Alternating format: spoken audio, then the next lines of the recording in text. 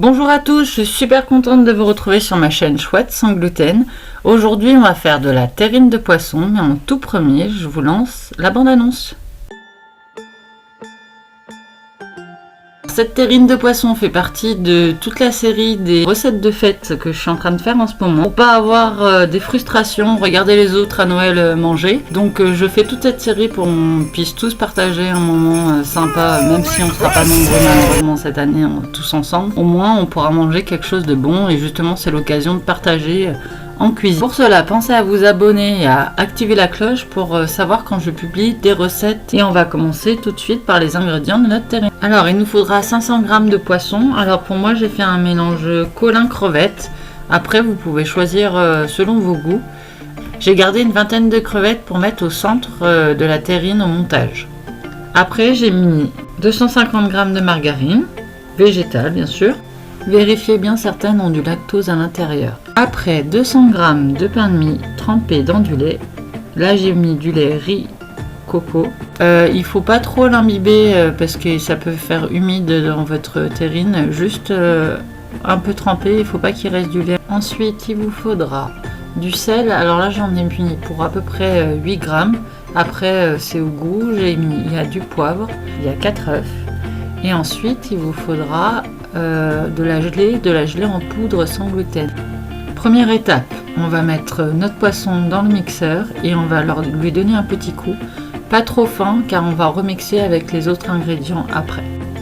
C'est super simple, on va tout rajouter maintenant au fur et à mesure nos ingrédients dans le mixeur avec le poisson. En premier, nos 250 g de margarine végétale. On va y rajouter notre pain bien imbibé. S'il y a du lait au fond, ne le mettez pas dans le mixeur. Ça permet que la terrine se tienne mieux, soit moins liquide.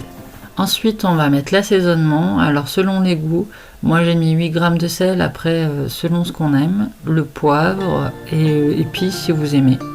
Et ensuite on met le mixeur en route et on va rajouter les œufs au fur et à mesure quand ça tourne. Et on peut aussi rajouter 10 g de poudre de gelée, ce qui permettra que ça tienne mieux à la cuisson. Moi j'aime pas trop la texture de la gelée, donc j'en mets que entre les couches pour que ça se tienne. Mais là, si vous aimez cette texture, sans problème, vous pouvez en rajouter. Vous mettez un petit coup de spatule pour remettre à mixer derrière pour que ce soit bien homogène. Il faut que votre pâte, une fois qu'elle soit finie, elle soit bien lisse. Goûtez-la, vous pouvez réassaisonner derrière si ça ne vous plaît pas, comme ça. Et ensuite, on va la laisser reposer 2 heures au frigo, tranquille, pour qu'elle pose.